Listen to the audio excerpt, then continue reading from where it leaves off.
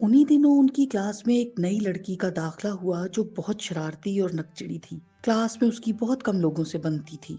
सुना था कि बहुत अमीर बाप की इंतहाई लाडली बेटी है, जिसका बाप स्कूल के ट्रस्टीज में भी शामिल था। उसके सब दोस्त भी उसकी तरह ऊंचे घरानों के चश्मो चराग थे।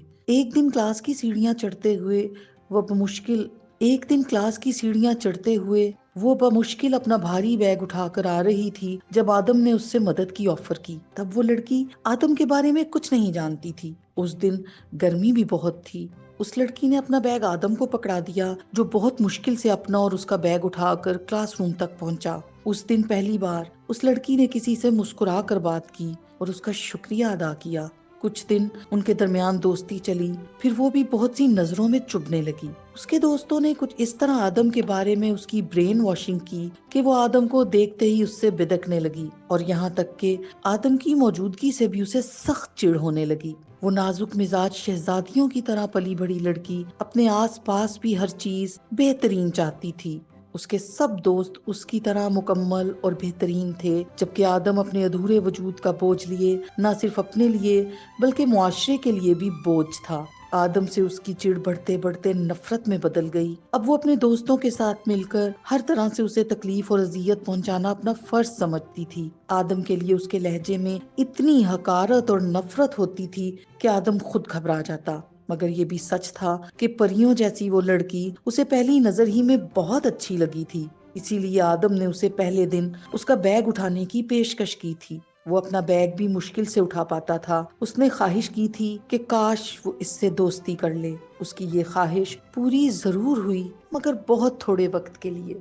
आज उसकी सालगिरह थी। ये वो दिन था जो उसके लिए तो क्या, उसे मरने के लिए छोड़ देने वाले वालिदैन के लिए भी काबिले शर्म था। मगर खुदा बख्श न जाने किस मिट्टी का बना हुआ था।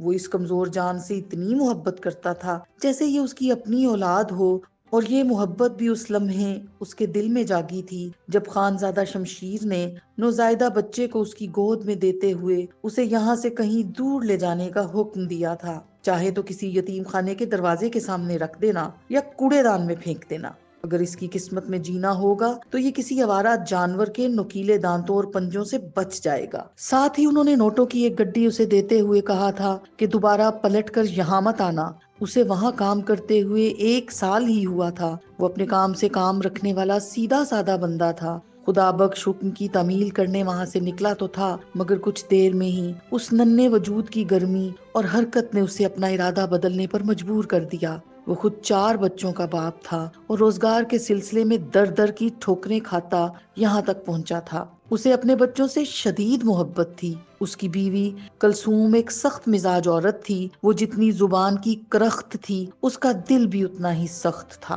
खुदा बख्श जब एक बच्चे को अपनी गोद में उठाए छुपता छुपाता अपने शहर अपने घर पहुंचा तो उसकी बीवी ने कोहराम मचा दिया। खुदा बख्श, कुछ अकल कर। अगर किसी को मुफ्त की खिलाने का इतना शौक हो रहा था तो कम से कम ये तो देख लेता कि कल वो तुझे कुछ दे भी सकेगा या नहीं। तू एक बच्चा, वो भी जो अपने वजूद में अधूरा है, उसकी जिम्मेदारी उठाने चला है। ये जिसका गंद है उसे ही वापस दे आ, नहीं तो इसकी नस्ल के बहुत लोग हर जगह मौजूद होते हैं, उन्हें सौंप दे। हो सकता है वो खुश होकर तुझे कुछ पैसे भी दे दें। खबरदार अगर दोबारा ऐसी कोई बात की तो। देख कलसूम, मैंने हमेशा तेरी मानी और सुनी है, मगर इस बच्चे की बात हरगिज नहीं। और अगर तूने कोई ऐसा वैसा कदम उठाने का सोचा तो मैं अपने 4 बच्चों की कसम खाता हूँ, तुझे तलाक दे दूंगा। और तू अच्छी तरह जानती है मेरे बच्चे मेरी कमजोरी हैं, मैं उनकी झूठी कसम कभी नहीं खाऊंगा। खुदा बख्श ने सख्ती से कहा तो कलसूम दंग रह गई। उस वक्त तो वो चुप कर गई, मगर उसके दिल में उस नन्हे से बच्चे के खिलाफ पलती नफरत में रोज बरोज इजाफा होता गया। खुदा बख्श ने उस बच्चे के मुख्तलिफ नाम रखे, मगर हर बार कलसूम उसका मजाक उड़ाती, तजहीक का निशाना बनाती। तंग आकर खुदा बख्श ने उसका नाम आदम रख दिया। नस्ल इंसानी की इब्तदा तो हजरत आदम अलैहिस्सलाम और अम्मा हव्वा से हुई थी। उसकी असल शनाख्त क्या है मैं नहीं जानता, मगर इसी निस्बत से मैंने उसका नाम आदम रख दिया। जो भी है तो उस रब की तख्लीक ना। खुदा बख्श ने जो बात अपनी छोटी सोच और समझ के मुताबिक कही थी, वो अक्ल रखने वाले के मुंह पर तमाचा थी। आदम को एक छत तो मुयस्सर आ गई, मगर उसकी जिंदगी जानवरों से भी बदतर थी। छोटा था तो भूख की शिद्दत से रोता रहता, मगर कलसूम उसे कुछ भी देने की बजाय आते जाते मारना नहीं भूलती थी। وہ خدا بخش کی بات کا زہر دل میں رکھتے ہوئے انسان سے ناگن بن گئی تھی، اتنی زہریلی کہ خود اپنا وجود بھی نیلا پڑ گیا، مگر اس ننھے سے بچے سے اس کی نفرت کم نہیں ہوتی تھی۔ باقی بچے سامنے بیٹھے کھاتے پیتے اور وہ بھوک سے بلکتا روتا رہتا۔ خدا بخش نے ایک بار یہ دیکھ لیا تو اس کا دل کانپ اٹھا۔ اس دن وہ 2 سال کے آدم کو گود میں لے کر پھوٹ پھوٹ کر رو دیا، جس کی حالت گھر میں رکھے پالتو جانور سے بھی بدتر تھی۔ خدا بخش نے کلثوم سے کوئی شکوہ یا گلہ کرنے کی بجائے آدم کو اپنے ساتھ کام پر لے جانا شروع کر دیا۔